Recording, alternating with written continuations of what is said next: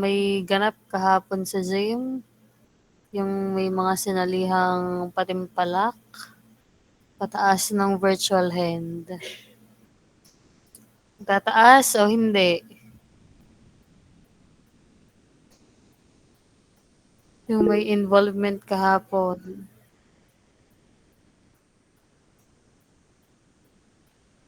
Okay, so lahat ng involved kahapon ay may incentives na 5 points for your final examination.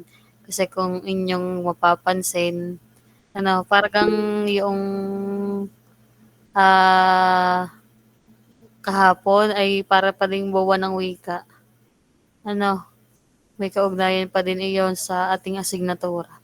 Kasama ang officers. Pati nga yung kasama ang officers.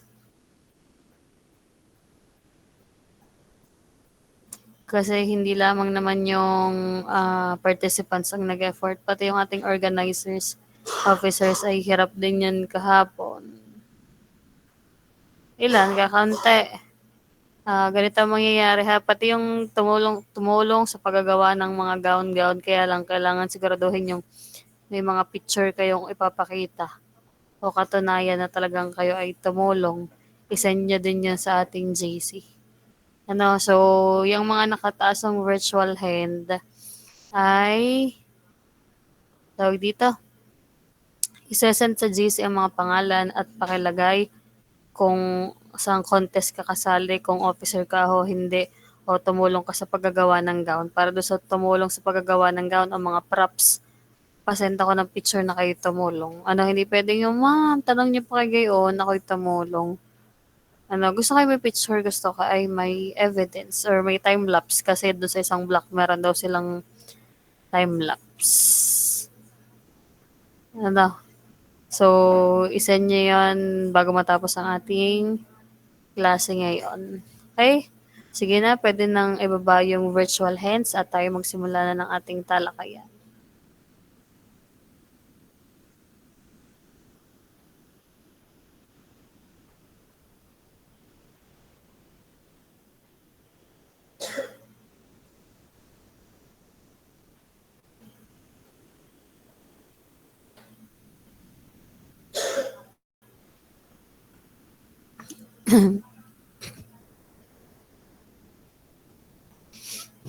So, wait lang. Naglo-load pa yung presentation. Yan. So, kasanayan sa pananaliksik. Gaya ng aking nabanggit, ipagpapatuloy lamang natin yung talakayan dito sa kasanayan sa pananaliksik. Nung nakaraan, atin ang napag-usapan yung pagpili sa paksa na gagamitin sa pananaliksik at iyon naman ay naging matagumpay na sapagkat kayo ay meron ng paksang napili o titulong nagawa para sa inyong magiging pananaliksik. Okay? Tayo ay dumako na dito sa pagpili ng batis ng impormasyon. Okay? So, ang isang mahusay na pananaliksik ay nakabatay sa bisa ng mga nakahanay na datos at impormasyon. Mahalaga ang wastong pagpili ng mga pagkukunan ng mga datos at impormasyon na ito upang maging makabuluhan ang gagawing pananaliksik. Ang iyong pananaliksik ay masasabing mahusay kung meron kang mabisang datos na nakahanay. Datos at impormasyon na nakahanay. Okay? At kailangan sa pagpili ng datos at impormasyon ay wasto ang iyong napili. Sapagkat kung ito ay mali na, anong kabuluhan at paano mo masasabing ito'y mahusay na kung meron pang pagkakamali. Okay? So, kaya kailangan maging maselan sa pagpili ng datos at impormasyon. Kung may ilalagay ka, dapat sundin mo yung mga gabay na ating pag-uusapan sa susunod na slide. Yan. So, sa gabay sa pagpili ng mga sanggunian sa pananaliksik. So, ito yung mga sanggunian na nais kong makita sa inyong mga gagawing pananaliksik. Kaya nabanggit na din noong pumipili pa lang kayo o gumagawa pa lang kayo ng pananaliksik, kailangan may sapat o labis-labis kayong sanggunian na pagkukuhanan nang sa gayon ay iyong malilimi kung alin ang pinakamapagkakatiwalaan. Okay? So una, tiyakin na ang sanggunian ay isang akademiko. Kailangan ko ng akademikong sanggunian. Di ko kailangan yung basta laang nakita mo sa search engine. Kung ano yung nasa sa unahan ay yun na. Suriin mo muna kung yan ay mapagkakatiwalaan o hindi. Kung yan ay akademikong sanggunian o hindi.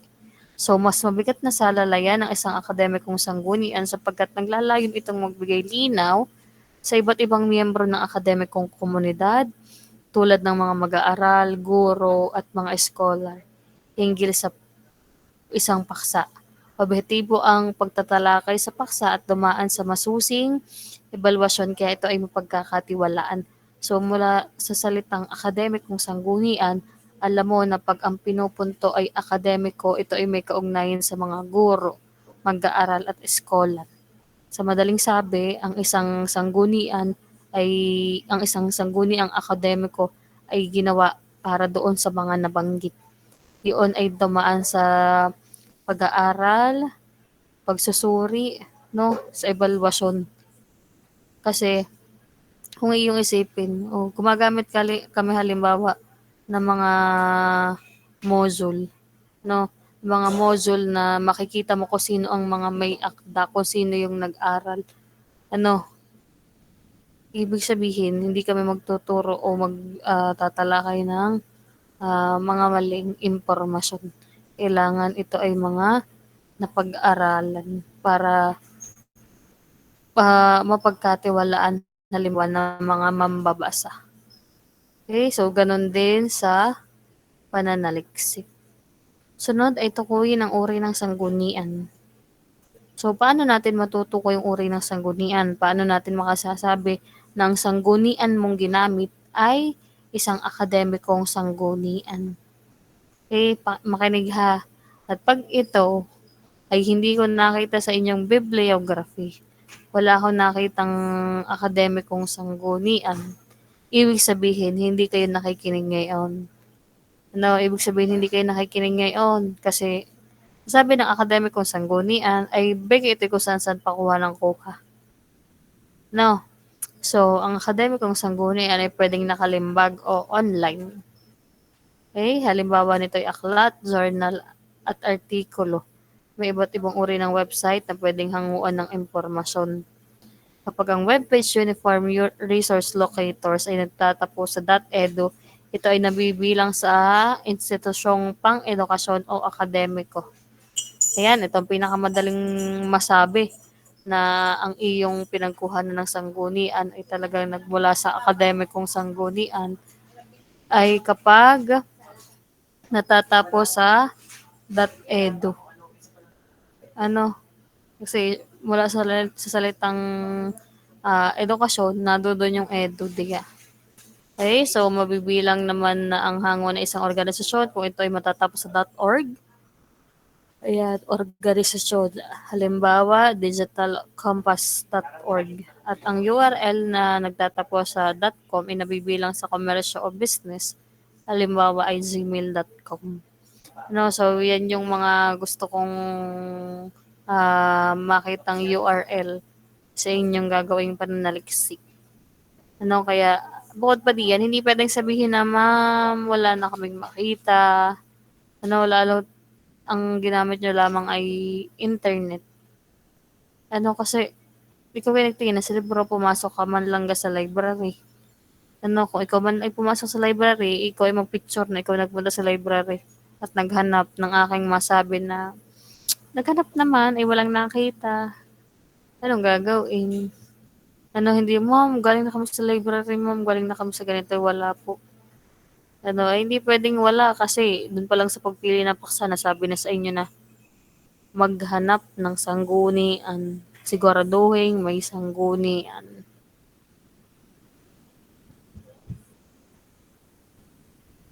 Yan, so sa pagpapatuloy, alamin kung ang sanggunian ay primarya o sekundarya.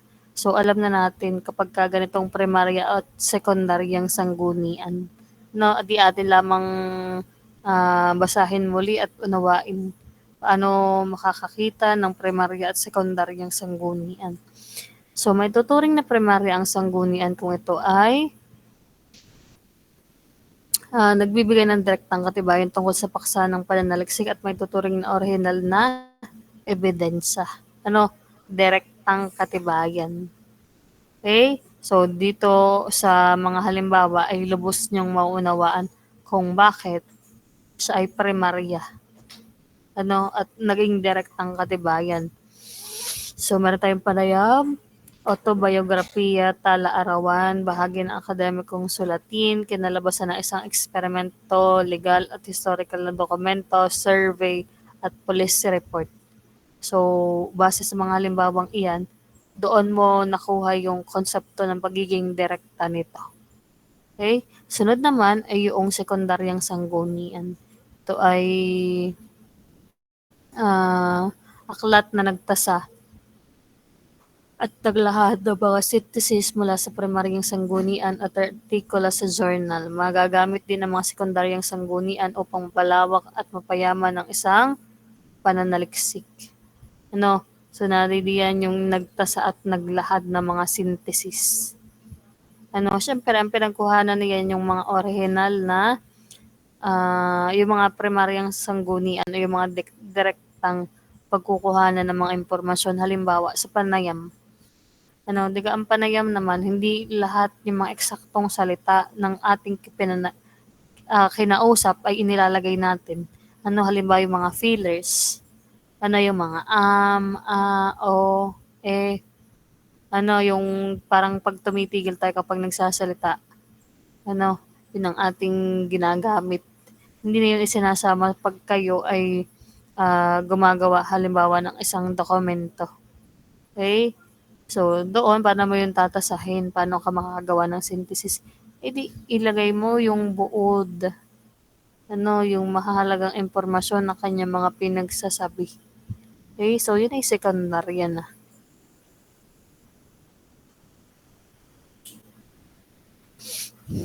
So, dito naman, dadako tayo sa pagbasa at pagsulat ng paraphrase, abstract, at review.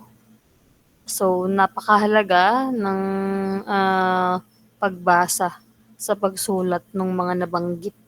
Okay? Isang mahalagang kasanayan sa pananaliksik ang mabisa at susing pagbasa. May mga kasanayan sa pagbasa na dapat taglayin ng isang mahusay na mananaliksik tulad ng pagsulat ng paraphrase, abstract, at review.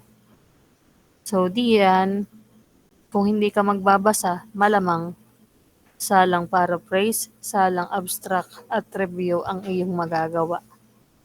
Kasi doon na lamang sa abstract, kailangan mong unawain ang iyong buong papel pananaliksik bago ka makagawa ng isang mahusay na abstract.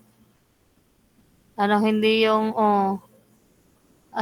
gumawa ka nga ng abstract. Ikaw naman, okay, gagawa ko ng abstract. Dadalhin sa bahay. Pagdating sa bahay, hindi alam si abstract. Patay. At dahil na may abstract na may parang essay lamang, pupunta kay ChatGPT. Igawa mo ako ng abstract ng ganito, ganyan, ganito, ganyan. Di mangyayari, parang wala ding silbi. Yung ginawa ni ChatGPT kasi iba-iba ang nilalaman ng iyong papel pananaliksik.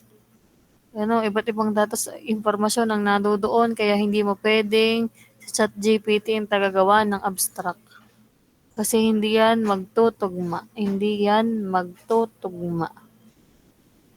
porket essay, hindi porket sulatin ay laging pupunta doon sa mga ganoong language models. Kaya kailangan magbasa.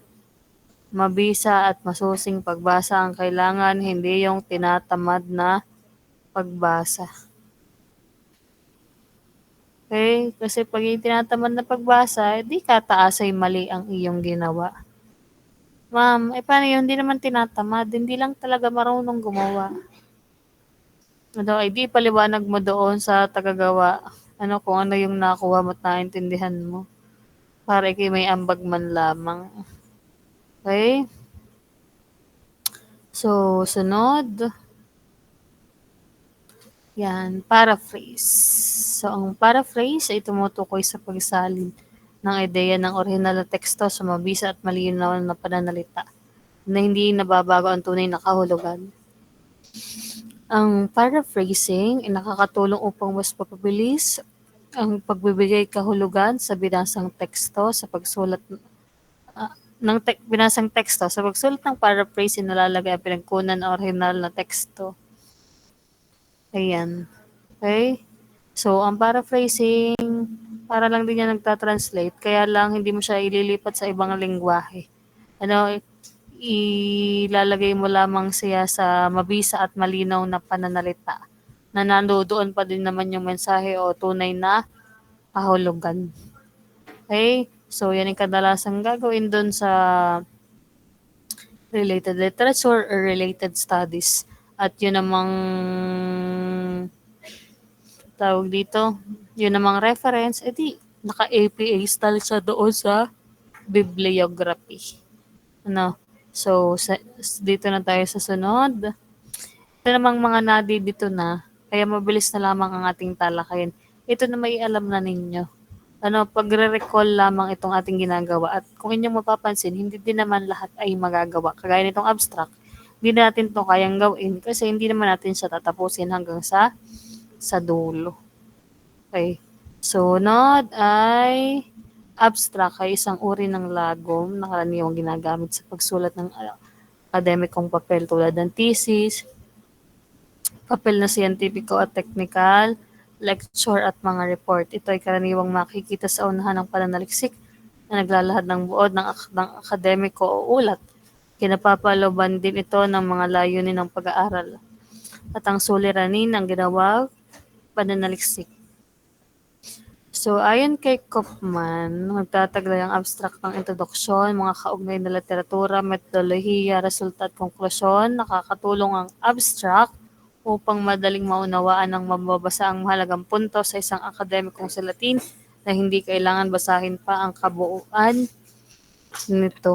Okay, so itong abstract ay sinasabing isang uri ng lagom.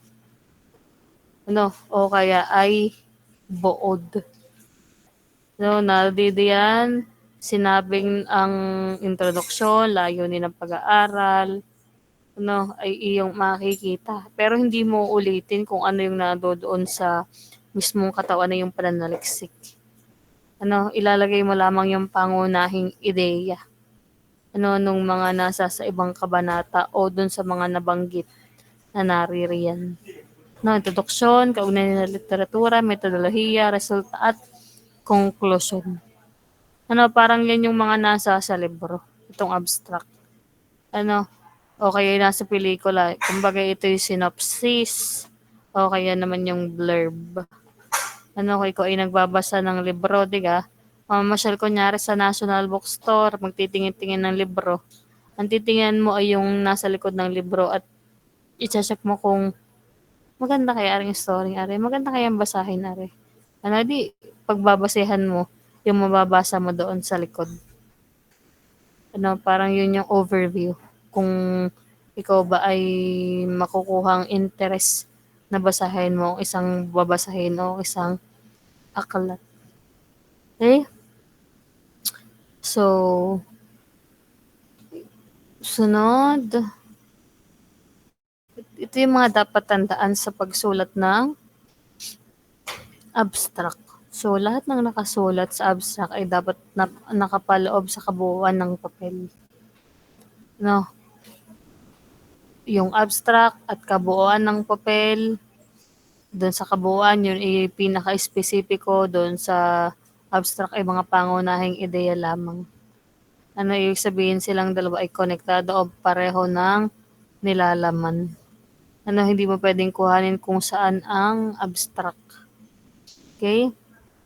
So, hindi sinusulat sa abstract ang detalyadong pagpaliwanag ng mga datos para pahabain. So, kaya nga meron ng katawan.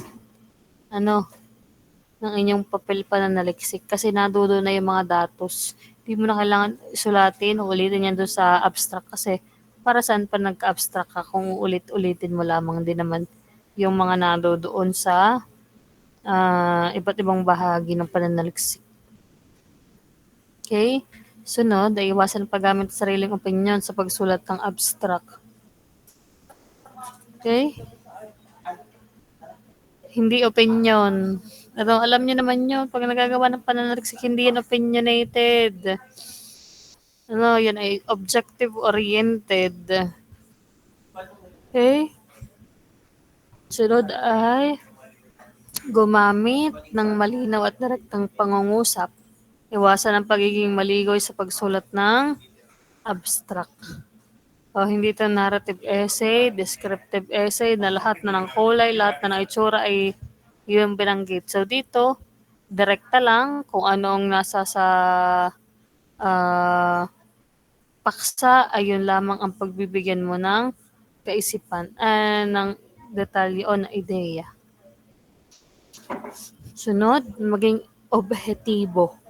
Ilahad-labag ang mga pangunahing kaisipan. So yun nga, kaya ito objective-oriented. Kasi kung ano lamang ang nasa iyong layunin, yun lamang ang iyong susundin. So pangunahing kaisipan ng mga nasa sa ibang bahagi ng iyong pananaliksik yun ang gagawin, yun ang gagamitin. At ang huli ay gawing maikli sabalit komprehensibo ang pagsulat ng abstract kung saan mauunawaan ng babasa ang pangkalahat nilalaman ng pananaliksik. Okay?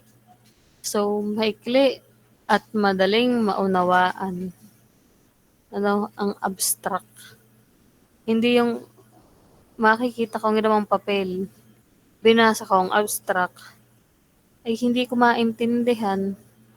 Siguro yung mali din ang pagkaunawa do sa kabuuan ng kanyang papel kaya mali din sa abstract. Wait lang. Ako lang ay kuha ng tubig.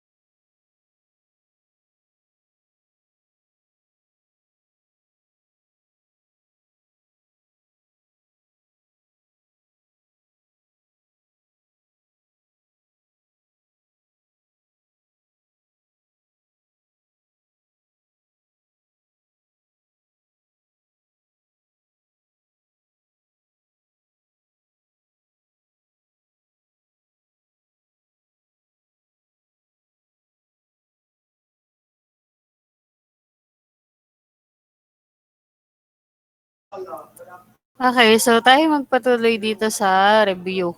So ayon kina San Juan, ang review ay isang uri ng pampanalitikang kritisismo na ang layunin ay suriin ng isang akda batay sa nilalaman, estilo at anyo ng pagkakasulat nito. Naglalaman din ito ng pagtataya o ebaluasyon ng akda batay sa personal na pananaw ng mambabasa, nagbibigay ng review, gumagamit ang mga nagsusulat ng panuri sa review upang magbigay linaw sa nilalaman ng akda nang sa gayon ay madaling maunawaan ito ng mambabasa. Okay? So, ganito yung ginagawa. Halimbawa ng inyong thesis advisors. Hindi naman kayo totally ang gumagawa nito. Mga panels kapag sila ay ni-check ng inyong ginawang papel pananaliksik. So, parang ganito din yung ginawa ko doon sa inyong sanaysay sa ating midterm examination. Sinuri ko ang nilalaman at estilo at anyo ng inyong ginawang sanaysay. Sa nilalaman, talagang ikaw ay malulula. Bakit? Kita mo na baka hindi naintindihan yung tanong kaya hindi nasagot ng ayos. No? Dun sa estilo, hindi maayos ang piniling mga salita. Hindi alam ang spelling, kulang ng letter. Ano ga? Filipino na nga iyon. Doon naman sa anyo, pare, talagang bibinggo na.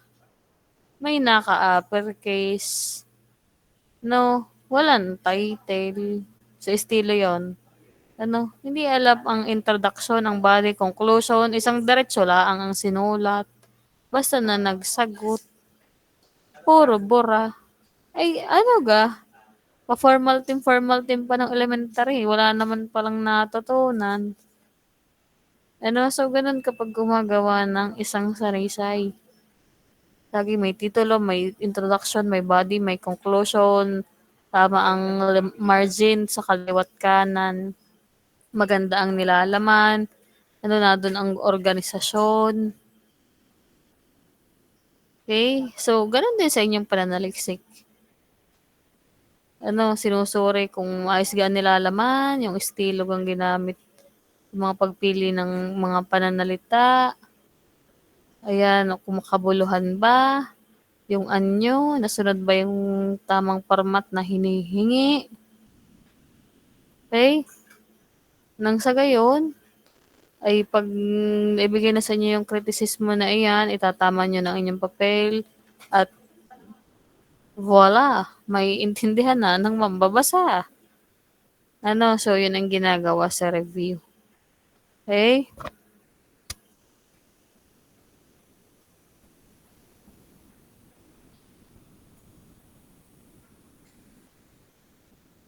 Sunod naman ay presentasyon ng pananaliksik.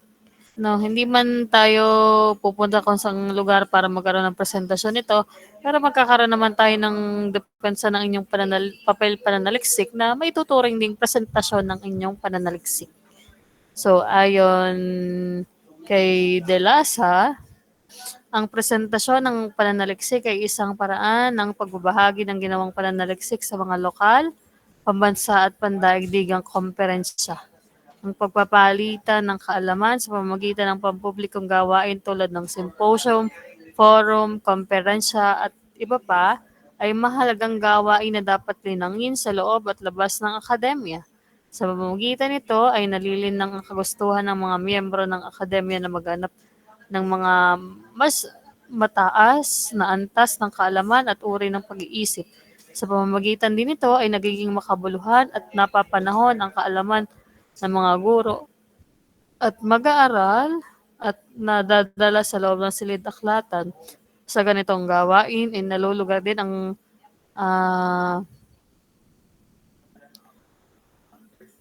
papel ng akademya sa lipunan. So, yan. Kaya kayo may nababalita na, yan daw inyong thesis ay ipepresent nyo dito sa lugar na ito. Yan daw inyong thesis ay ilalaban sa ganitong lugar. For conferences, symposium, yan ay ginagawa ding contest ang research presentation. Ano, so may mga tagapakinig kayong mga estudyante, mga guro, na kung saan yung natutunan do'n sa iyong presentasyon, maaari nilang magamit sa kanilang, araw-araw na pamumuhay o sa loob ng kanilang silid-aralan. Okey?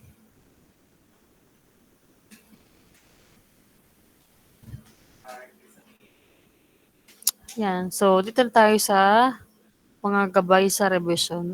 Tamo nagre-revise na agad kayo, wala pa kayong chapter 1 to 3, 'di kayo kagaling. Okey? So, rebisyon ang pinakahuling proseso sa proseso ng pananaliksik. Sa pamamagitan nito natutuklasan ng mananaliksik ang kahinaan ng ginawang pananaliksik, sa pagkakamali sa padron ng gramatika at sistematisasyon ng ideya. Sa rebisyon, nahahasa ng mananaliksik ang analytical na kakayahan sa pagbasa, nagagamit ang kakayahan sa paraphrasing, sa pagwawasto ng ideya, napapalakas at napapalalim ang argumentong nabuo sa pananaliksik. So, dito naman, sa katunayan, hindi naman kayo nagbabasa at nagre-revise at naghahanap ng mali. Basta ipapasa sa thesis advisor at sa panel. Sila na magtuturo kung alin ang aayusin, alin ang i-edit. At yun namang mga researchers, ay di, kung alin nga naman itinurong itatama, ayun lamang ang gagawin. Gagaling. So, pailan-ilan lamang yung nagbasa, pero hindi lahat. Okay? So, hindi na mahirap mag-revise ngayon. Tapos mamaya, galit. Naman bakit? Di na itinuro kung alin ang re-revise, nag-revise na. Bege, ito nung ibinalik ulit yung papel pa na naliksik, ay may re-revise na naman. Ika na may-ari lang po sabi ng aming research advisory pagdating sa panelist ay may re-revise ulit.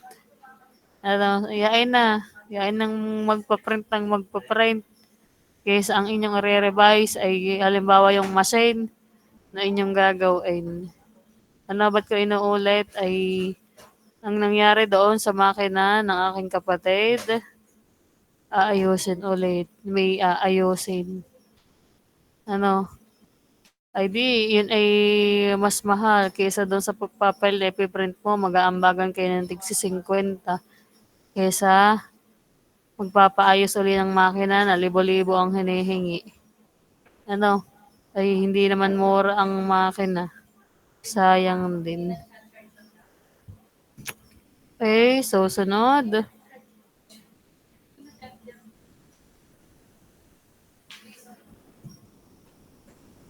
Yan. So, naglahad naman si De Lasa ng mga gamay sa pagre-rebisa ng salating pananaliksik. So, tukuyin ang pangunahing punto ng papel pananaliksik. Okay? So, hindi yung research title pa lang. Nagtanong ako para sa defense na what is ang titulo ng inyong pananaliksik? Sabay-sabay magsasalita, yung isa ay nabulong laang at hindi pala alam. Pagka gayon, aba naman. Siguro hindi mo naintindihan ang iyong papel pananaliksik, kaya yung title pa lang ay hindi mo na alam. Sunod, tukuyin ko sino ang mga magbabasa ng pananaliksik at kung ano ang mga layunin nito. Okay? So, alangan naman gumawa ka ng pananaliksik na hindi mo alam ang dahilan, na hindi mo alam ang layunin. Aba naman. Hindi ang kataasang mambabasa ng iyong pananaliksik ay di ang mga guro, kaklase mo. So, ibig sabihin kailangan alam mo kung sino sila para ihatid mo ang impormasyon sa paraang madali din nilang mauunawaan. Sunod, tasahin ang iyong mga ebidensya. Para yung lapis. Kailangan ay sharp at on point ang gagamitin mong mga ebidensya. kumbaga'y tasado.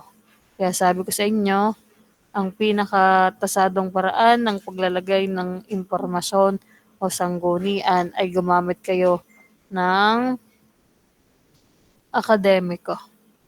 Okay? Sunod ay panatilihin lamang ang mahalagang punto ng pananaliksik. Ay ano pa? Ano, yung punto na konektado sa iyong titulo. Walang idadagdag na hindi kaugnay sa titulo ng iyong pananaliksik. Sunod ay pakinisin ang gamit na wika sa kabuuan ng papel pananaliksik. Parang kikinis, sasabunin. Ano, pwede. Sabunin mo ng ayos. Ibig sabihin, gumamit ng mga angkop na salita nang magbibigay ng magandang daloy sa iyong ginawang papel.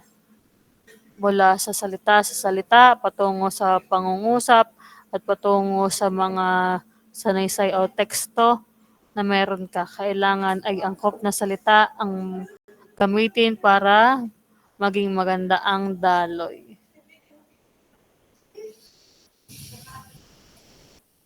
And that's it. So, yun lamang para sa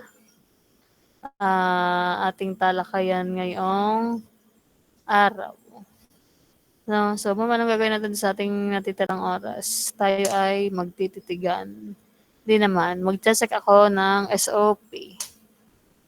Yung mga magpapacheck ay pwedeng magstay at magstay at mag-present. And then pag-usapan natin kung anong tama o mali dun sa iyong ginawang SOP. Yung wala pang ginawang SOP ay siya kayo sumulong muna at magawa. May magpapacheck ka ng SOP ngayon.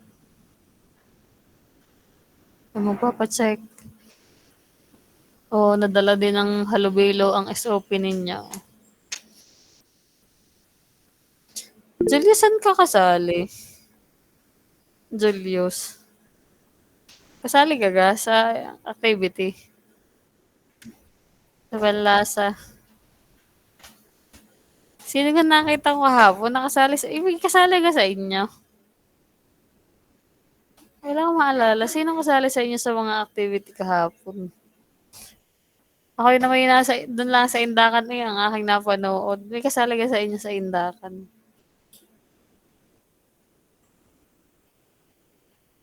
Hoy, may magpapacheck yan ng research title. Habang ako'y naririto at habang tayo may oras pa. Meron, wala. Nakakatawa yung mga incoming first year. Kasali ako doon sa group ng mga incoming first year dito sa BS. Ang liligalig nila, nakakasura. Meron doon eh. Ay, din. Pumos na ng pumos. Kita mo ga, Janlyn? Kita niya ga? Kasali Gets ka kayo po. doon?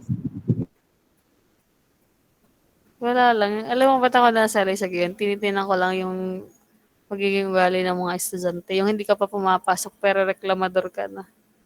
Ano, nasa sana yung magpapacheck, pakipresent na lang ako ng diretso. Habang ako'y nakikipagchismisan. Eh, paano yun? Pag yung wait for further update, ibig sabihin na hindi pa sa... Sige, naranasan niya dati o hindi. Kayo yung naka-wave ang entrance ano. O, nawala na mga kausap ko. Ayan, si Pauline. Hoy, kailangan ay pa-zoom in ako ng kaunti. Kailangan ay limin ha ang SOP, hindi yung ako pa ang pipili. Kanina may nagpapacheck sa akin. Sabi sa akin, ma'am, kayo na po ang pumili. Ano to? Pa-zoom in pa ako, Pauline. Yung Ma'am, i-zoom pa, ayan. good morning po. Dito po sa aming group, ipapa-check rin po sana namin yung revised title po namin. Sige, patingin ako ng title. Ito po. Ang dami naman. Akala ko ba revise na? Hindi ka pag-revise, wala nang gayang revision 1, 2, 3, 4, 5. So, pagbabalanse ng academic.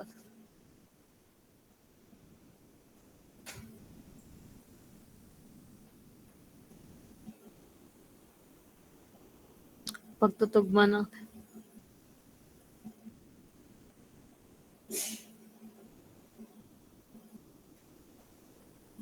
ayun, number 4. Noted po. Thank you po, ma'am. Tas yung sa baba po is yung aming SOP po. Pakilagay ulit ako nung title diyan sa taas niyang SOP para madali kong balikan kung kaugnay ba. Yan.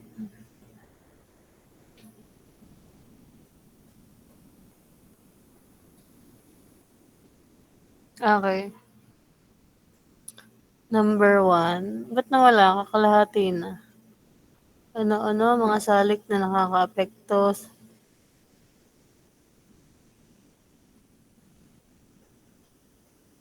Wala ba yung variable under? Ano-ano mga bagay dapat sa lang isa? Oh, wala bang variable? Kung kasi may ano-ano mga salik, ano yung mga bagay, dapat yun may variable under. Tama naman yung question, related naman sa doon sa title. Yung number 3,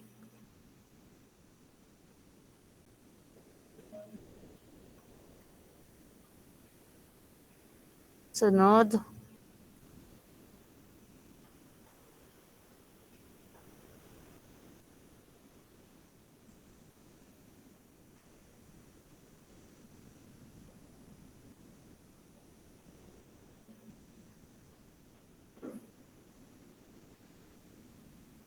Yung number 5.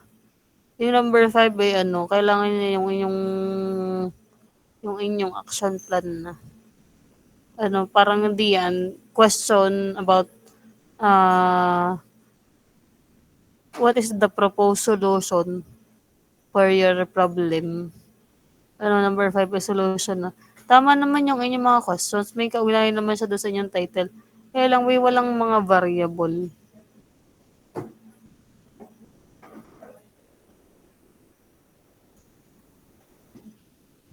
Noted po, ma'am. Thank you po. At saka parang yung relationship. Ano, yung parang relationship ng sports tsaka doon sa inyong academics. Ano, parang yung may question na dapat ay may ganon. Hindi kahit bawasan nyo ng isa. Ano, so, kailangan kong makita yan para talagang nadodoon. Taas mo ulit. Tapos doon sa title. Ayan. Ayan, pananaliksik sa pagbabalanse ng academic kong pag-aaral at pagsasanay. Ano, para makita mo kung yun talagang sports ay nakakaapekto doon sa academics.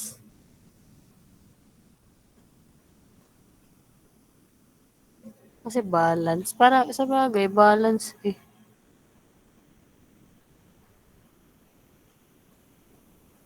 Sa bagay, nandun yung term na balance eh. Sige nga, baba mo nga ulit. Patingin ulit ako ng question.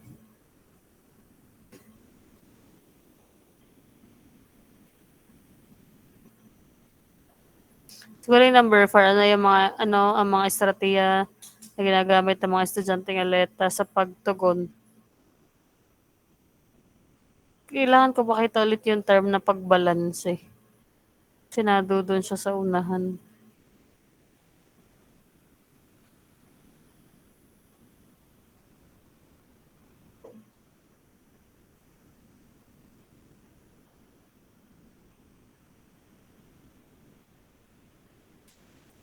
Ngayon pala, doon pala siya sa 1. Sige, okay lang, okay na.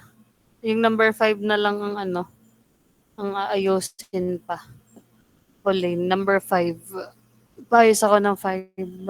Pag naayos na yung number 5, maggawa na kayo ng chapter 1 to 3. Saka ako ibibigay ang format, basta kayo ay gumawa na lamang muna. Yun na may madali ng i-copy-paste pag ililipat na sa format. Ano, kasi ito namang sa Pilipino, katulad lang din yan nung nasa sa English. Kung anong composition nung nasa sa English, ayun din ang sa Filipino. Thank you po, ma'am. Meron pa, Yes, Carl.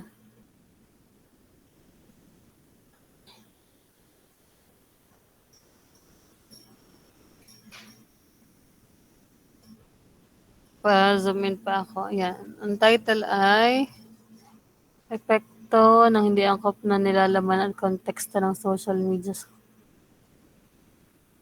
Ay, yung social media malawak yun. Social media pa talaga yun. Opo.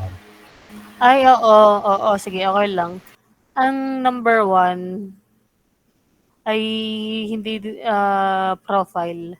Ilagay mo kung anong social media. Anong Mga social media? plataforma pong, mga platform po ng social media. Oo, yung Facebook, yung gano'n. Okay po, okay po, Hindi okay. ka parang yun ang magre-reflect sa questionnaire. Okay po. Ano, hindi na tayo hingi ng profile. Ang hingi na natin ay kung anong social media ang ginagamit. So, kung kayo gagawa ng questionnaire, di yun ang makikita. Parang ititik lang nila or tsatsakan lang nila kung ano yung ginagamit nilang social media. Kaya pinayagan ko siyang naka-social media. Okay? So, number 2, paano nakakaapekto mga sumusunod na salik? Ano? Paano nakakaapekto mga sumusunod na salik ng hindi angkop na konteksto at nilalaman ng social media sa mga respondente? Parang bitin.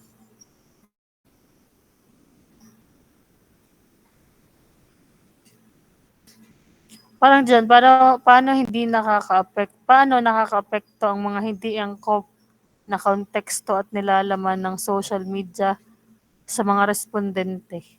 Yun lang, hindi na natin nilalagay yung salik.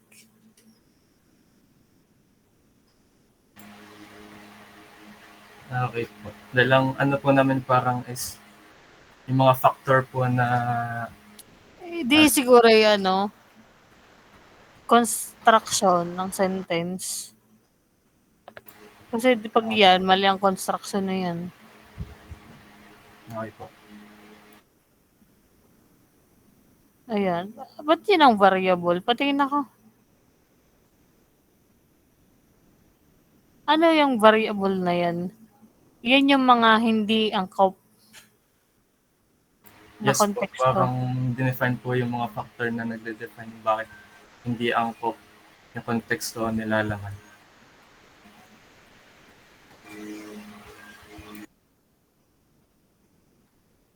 Ay siya, construction niya ng sentence, ng question. Ang salady yan. Waling impormasyon, online sugal, malaswang nilalaman.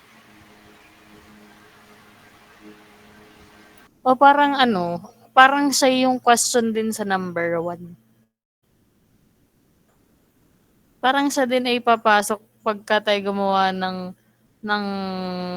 tawag dito, ng questionnaire. Ayan din. Ano parang ang itatanong, ano-ano yung mga hindi angkop na konteksto at nilalaman ng social media ang nakakaapekto sa mga kabataang may edad ganito ganyan.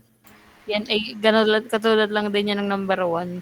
Wala Okay siyang po, di mawawala na po yung variable. wala siyang variable Okay po. under. Sige po. Ayan. Nakukuha mo yung pattern. Ayan. Yes Para po. makita natin yung connection doon sa research title. Sige, doon tayo sa number 3.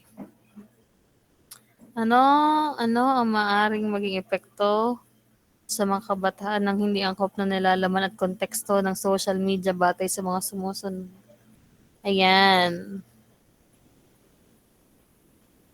Hindi siya kuryosidad. Kaisipan, yun, asal. Pwede sa kaisipan at sa asal, sa kuryosidad ay hindi.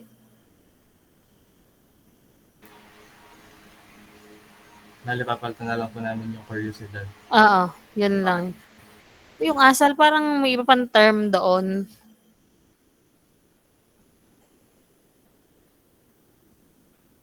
Siguro mas maganda pang term doon. Kung mapapalitan, ipalitan pa. Okay po. Okay, so number 4, meron bang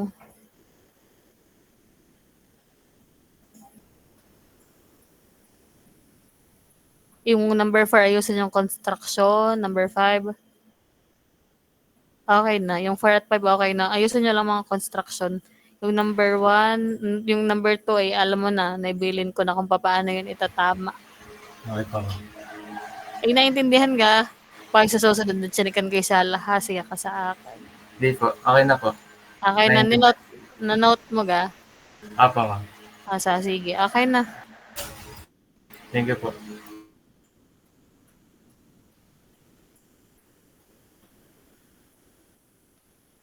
Okay, meron pa? O nagagawa pa ng SOP yung iba? Di kung kayo nagagawa pa, di sa isang araw ulit tayo mag-check. Wala na. Ay, may nakalimutan ako. Ako pala yung may ipagagawa sa inyo. Ito naman ay napahagingan din natin sa ating talakayan kanina. So, yung pagbasa at presentasyon. Ano? So, yung iba ay tamad magbasa. Kaya ngayon, kayo ay sisipagin. Kasi may bibigyan kong activity syempre. Ito na may nabanggit ko na nung tayo nagkaroon ng ating orientasyon na ang inyong makrong kasanayan sa pagbasa, magsasalita ay magagamit. Kaya bibigay ko sa inyong babasahin yung ating magiging paksa sa susunod na linggo at magkakaroon kayo ng presentasyon nito. Ang presentasyon nito ay magsasalita ka lamang naman. Sa iyong pagsasalita, bawal ang babasahin. Kasi ang napapansin ko sa inyo, hindi nyo i-express o sabihin kung anong inyong nauunawaan. Laging may pinanghahawakan. Ano mo pong lagi may pinanghahawakan? Lagi may hinahawakan papel. Laging may binabasa. Hindi matutong tumayo at maging confident sa unahan na magsalita at ibahagi ang kanyang nalalaman. So sa pagbabahagi sa susunod na meeting, tawag dito, kailangan yung pinakabuod lamang ang iyong sasabihin. Hindi yung daming sinabi. Kung yung ano binasa, yun din ang sasabihin. Para hindi magkamali, ay sinaulo na lamang. Yung naunawaan mo lang sa maikli at mabilis na paraan mo lamang iyon ipaliliwanag. So yan ay sa online. Hindi, i-online natin yan. Ako magdi-discuss during our face-to-face. Okay. So, ayun, edi tama pala yung magpapacheck tayong SOP sa face-to-face. Tapos yung ipababasa ko sa inyo, edi during our online class. Pero, parang wala tayong pasok next meeting. Tama ga? Wala tayong pasok kasi Wednesday yon, may holiday. Ay, di tamang online class. Pagkakasahin natin doon. Pero kailangan ko pa din kayong makitang face-to-face next week kasi sasahuli ko yung papel at may papasign akong form na binalik ko ng scores and then yun lang. Naghihintay lang ako din ng template na gagamitin sa pagko-compute ng inyong midterm grade. Though nag-compute na ako sa source, pero sa ibang block yun. Kahit may bagsak sa kanilang midterm, nahila pa din ng activities, kaya pasa pa din yung lumabas. Okay, so, tingnan natin yung sa inyo. Sa banda-banda diyan, pag nabigay na yung template na gagamitin sa pag-compute ng midterm grade. Okay? So, sasend ko na lang sa GC yung inyong gagawing sharing activity. Yun ay bali 3 groups. So, kayo na mag-divide at kayo na din ang magparte-parte kung alin parte ang inyong ibabahagi. So,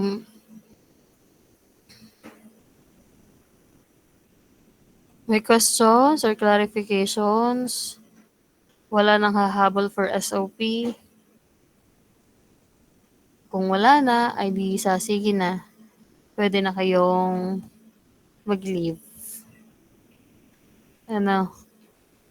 At di yung time, gamitin nyo sa paggawa ng SOP. Yan ay kayo na ang may hawak ng oras, nasa sa inyo na kung kayo ay hihiga dahil kayo'y pagod, saka hihiyaw, kalulundag kahapon. Ano, o kaya gagawa ng SOP. Ako naman si Harvey, late na. Ay, kasi nga pala ha, huwag kakalimutan i-send yung inyong mga pangalan at inyong mga pinaggagawa kahapon. At yan ay ating balikan sa final exam. Kailangan ko ng evidences ha, na may tumulong na may ginawa. Ano, kahit, pero yung participants kahit hindi na. Okay, so sige na.